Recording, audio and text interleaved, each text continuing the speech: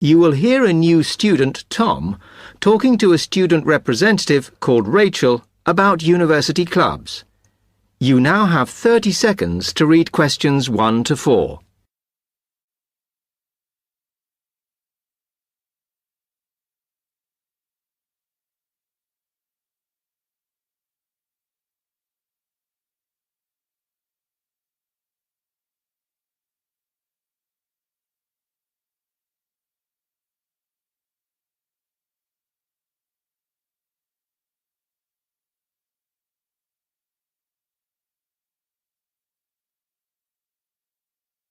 Hi, welcome to Freshers Week. I'm Rachel. Can I help you? Oh, hi.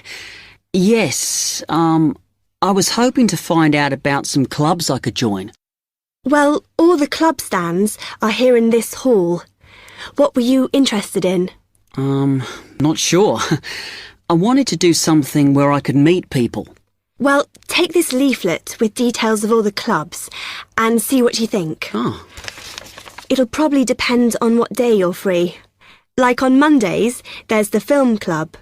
Then on Tuesdays, you've got the climbing club. That's really good. I'm in that. Then on Wednesdays, you've got chess, if you want something a bit more intellectual.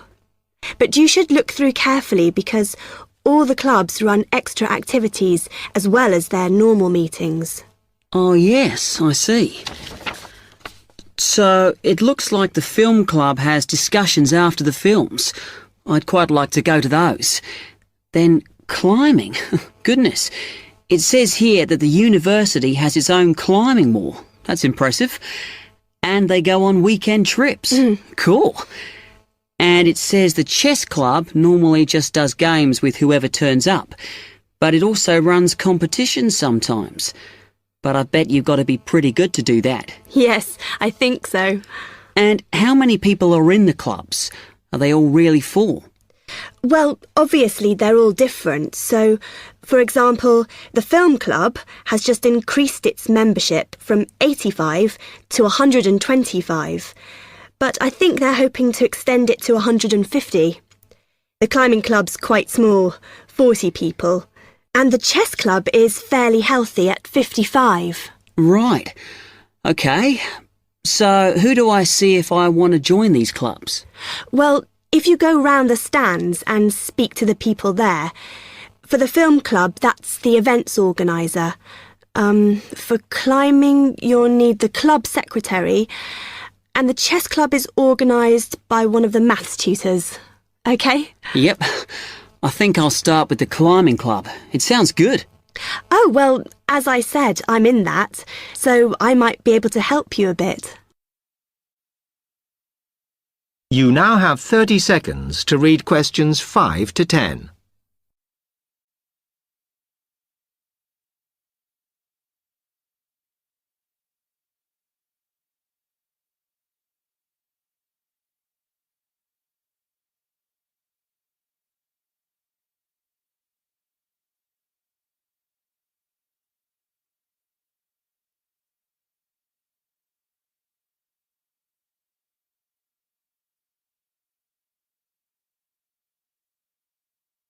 OK.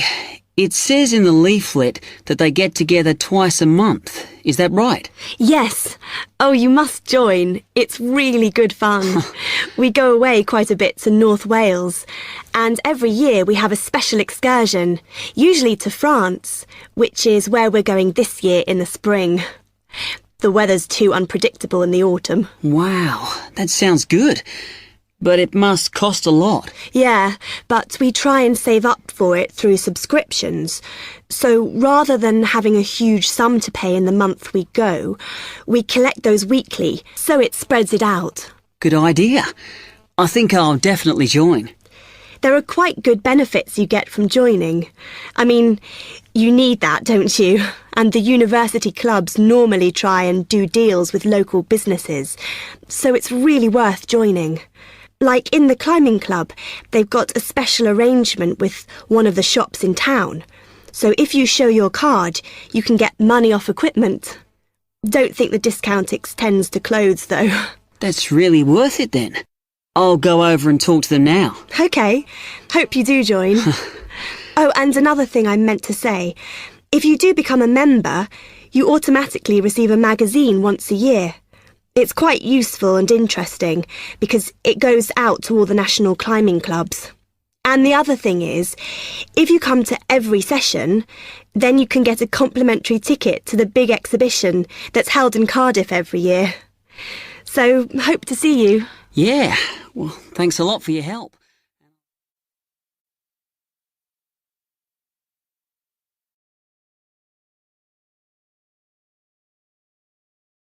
That is the end of part 1. You now have half a minute to check your answers.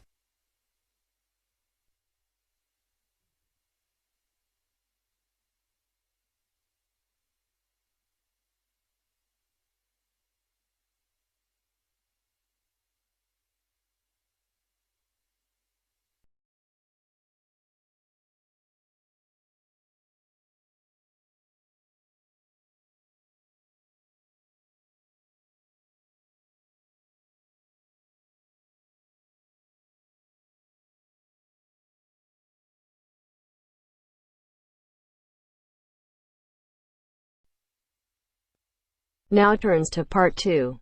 Part 2.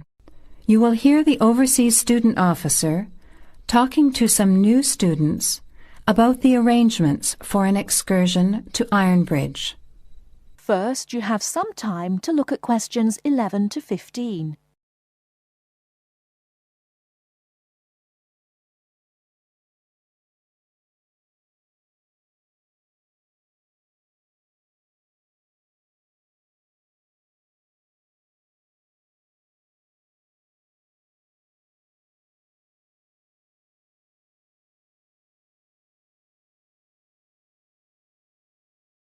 Now, listen carefully and answer questions 11 to 15. Hello everyone, my name is Pamela Sutcliffe and most of you already know that I'm the Overseas Student Officer here at Salopian Technical College. Next Tuesday, the 28th of September, we have arranged an excursion for all new students to the important historical town of Ironbridge. We are hoping you'll all come, because not only is the history of Ironbridge very important and interesting, but also an excursion like this is a relaxed and fun way to get to know each other. Ironbridge is about 55 kilometres from here, and we'll be travelling by the college bus, which holds 40 people. If there are more than that, we'll bring a couple of staff cars as well, though I might ask you to indicate on the list if you have a car and would be willing to take a couple of passengers.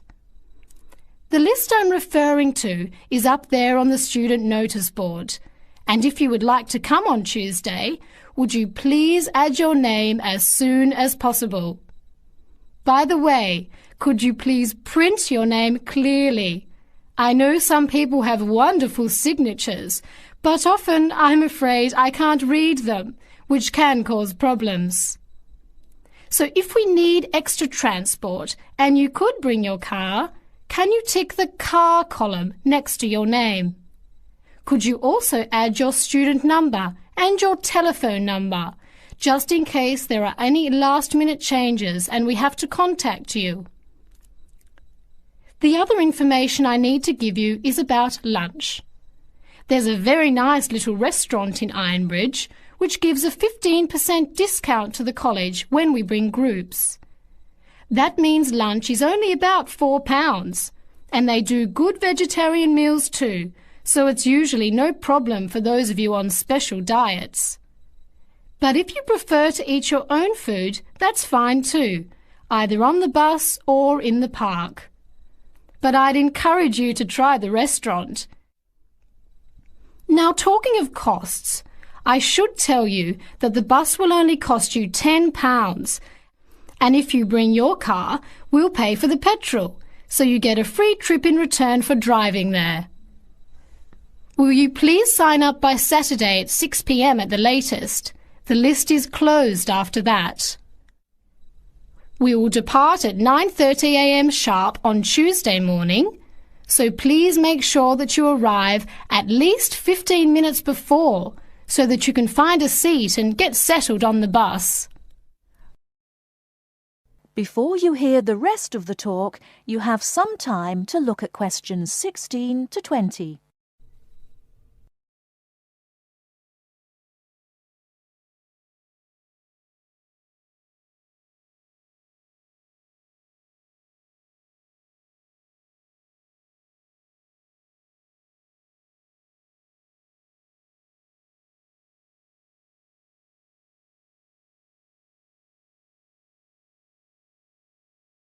Now listen and answer questions 16 to 20. The college bus garage is behind the engineering workshop. It's quite easy to find. If you come here to the Student Union building, then walk east down the avenue until you get to the childcare centre on your left, and then turn left and walk past the sports centre and the tennis courts, which are both on your left. Cross over Central Square, and opposite you is the engineering workshop. Walk around the back and you'll see the bus.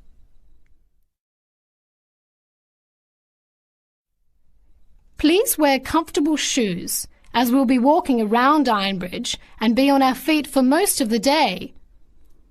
Wear a warm jacket, and you might like to bring an umbrella and a backpack to put them in if the weather's warm and sunny, which we hope it will be, but of course we can't guarantee that. Certainly bring your cameras and any snacks or drinks for the bus journey there and back, which should take about an hour and a half each way. You should all check the notice board on Monday, and we'll also put a note in your mailbox to confirm arrangements, so don't forget to check it. Now, why are we visiting Ironbridge? Well, Iron Bridge, as the name suggests, has got the original iron bridge. That is, the first ever iron bridge in the world. It was the birthplace of the Industrial Revolution, and for 40 years it led the world, as Britain changed from an agricultural society into an industrial one.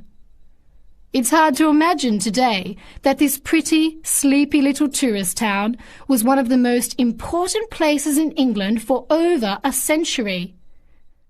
Just imagine, 200 years ago, people from all over Europe and even North America came to Ironbridge to learn about what was then the latest technology. Today it is listed as a World Heritage Site by the United Nations, as they consider the unique collection of industrial monuments, rank it alongside the Grand Canyon, the pyramids, and the Great Barrier Reef. One place that's fun to visit is Blist Hill, which is a reconstruction of a small Victorian industrial town where people are working and living as they did 100 years ago. I hope you'll enjoy the day. It's been a very popular excursion in previous years, so I'm looking forward to going again next Tuesday. Now don't forget to put your name on the list as soon as possible. That is the end of part 2. You now have half a minute to check your answers.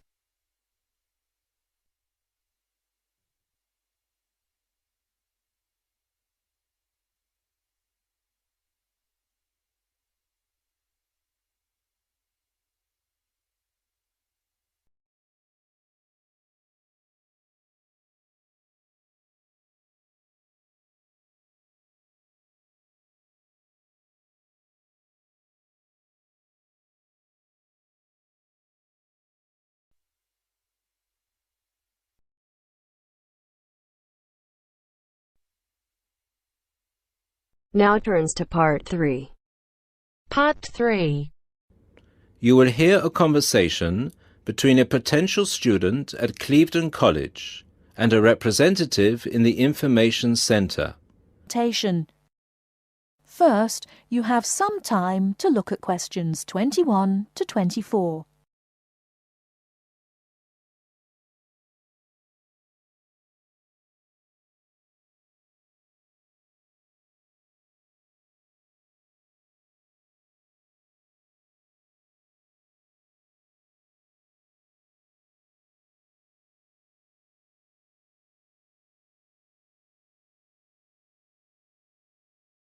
Now, listen carefully and answer questions 21 to 24.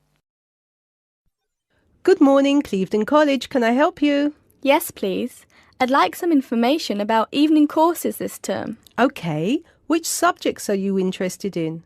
2 subjects, actually. Languages and computer skills. OK. What languages are you interested in?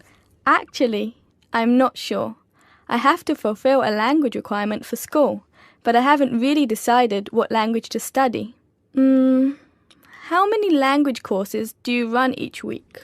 We have 2 every night, from Monday to Friday. I'm sorry, but would you mind going through the schedule for me? Which language on which days? Not at all. Monday to Wednesday are modern European languages, French, Spanish, German, Dutch and Polish. Thursday night we offer ancient languages, Latin and ancient Greek. And on Friday we finish off with the Asian languages of Hindi and Bengali. Monday to Wednesday, modern European. Thursday, ancient languages, and Friday, Asian. Can you spell Bengali, please? Yes, it's Bengali. Great. And how much do the courses cost? Each course costs £25 per person per term.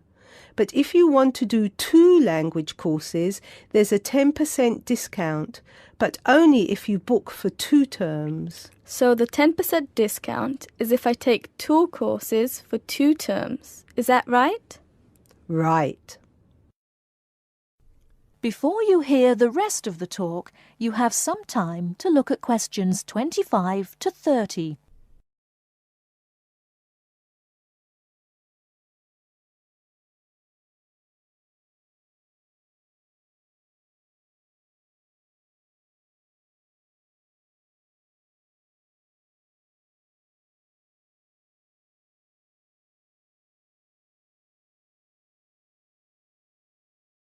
Now listen and answer questions 25 to 30. Would it be possible for me to book my classes right now? No, sorry, the computer's down. What I suggest you do is call extension 9694. Oh, no, sorry, 6994 after 6 p.m. and ask for Mrs. Johnson. I'm sorry, I didn't get that. Did you say 6994 after 6 p.m?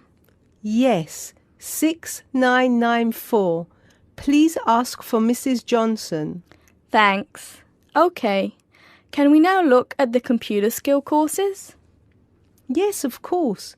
Computer classes always start in the first week of the month.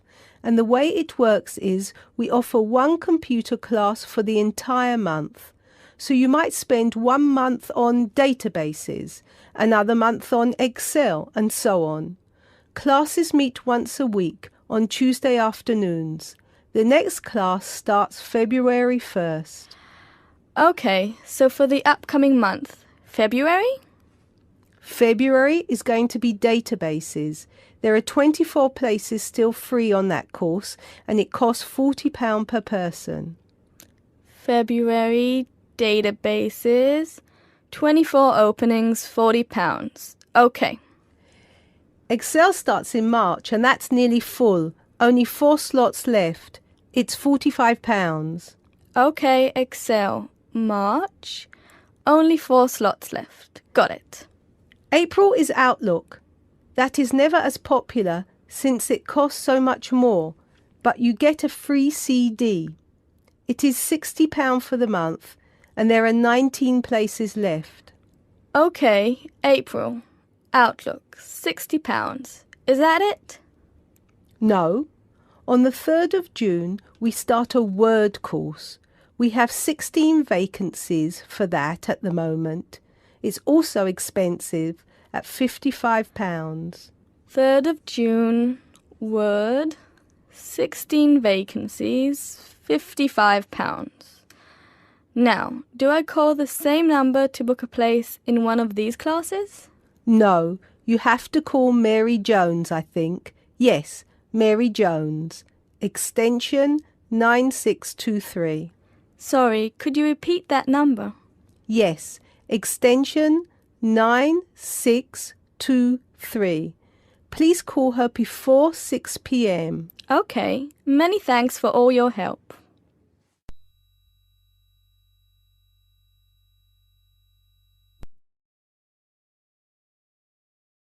That is the end of part 3.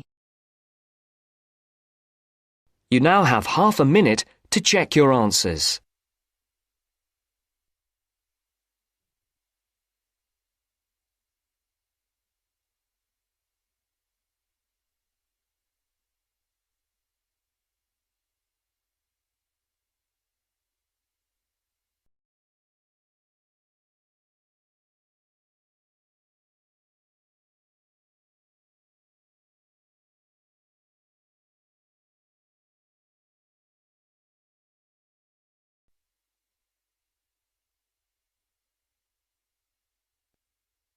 Now turns to part 4. Part 4. You will hear a speaker giving a talk about some recent research about unusual life forms. First, you have some time to look at questions 31 to 40.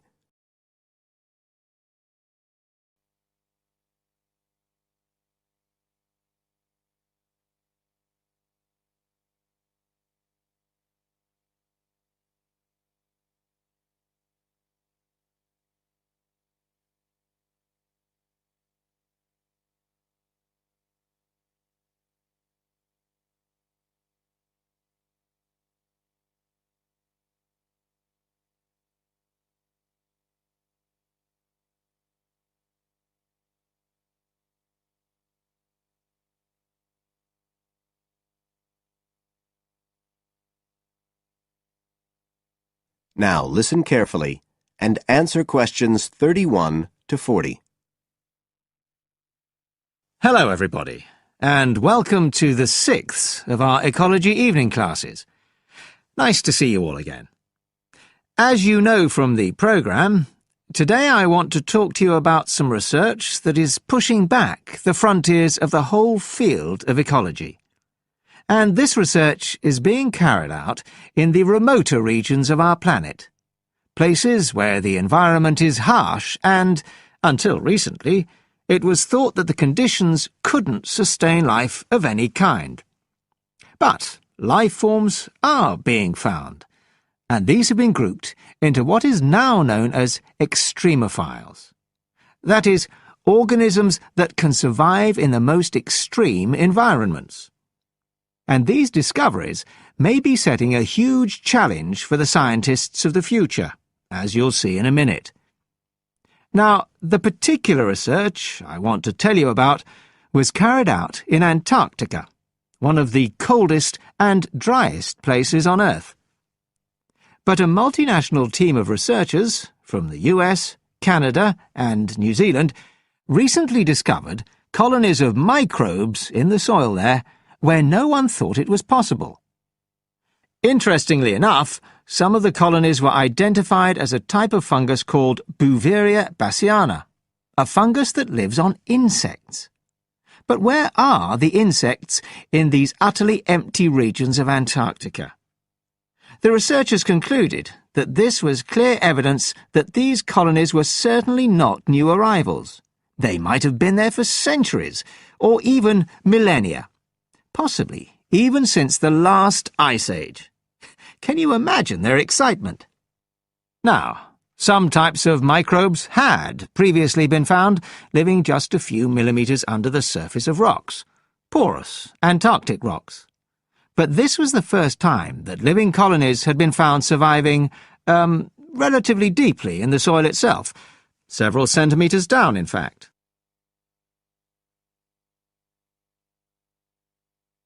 So, the big question is, how can these colonies survive there? Well, we know that the organisms living very near the rock's surface can still be warmed by the sun, so they can survive in their own microclimate. And this keeps them from freezing during the day. But this isn't the case for the colonies that are hidden under the soil.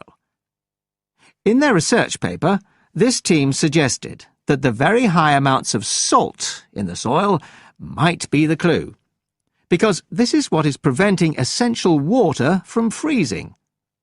The team found that the salt concentration increased the deeper down they went in the soil.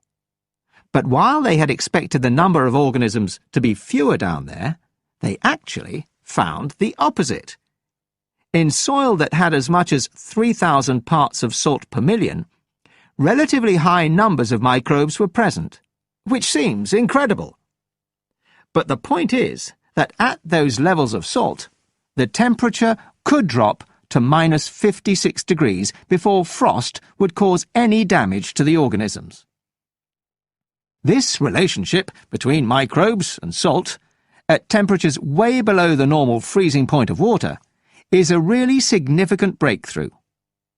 As you all know, life is dependent on the availability of water in liquid form, and the role of salt at very low temperatures could be the key to survival in these kinds of conditions. Now, the process at work here is called supercooling, and that's usually written as one word, but it isn't really understood as yet, so there's a lot more for researchers to work on. However, the fact that this process occurs naturally in Antarctica may suggest that it might occur in other places with similar conditions, including on our neighbouring planet, Mars. So, you can start to see the wider implications of this kind of research. In short, it appears to support the growing belief that extraterrestrial life might be able to survive the dry, cold conditions on other planets after all. Not only does this research produce evidence that life is possible there, it's also informing scientists of the locations where it might be found. So all of this might have great significance for future unmanned space missions. One specialist on Mars confirms the importance of the interaction. That is the end of part 4. You now have half a minute to check your answers.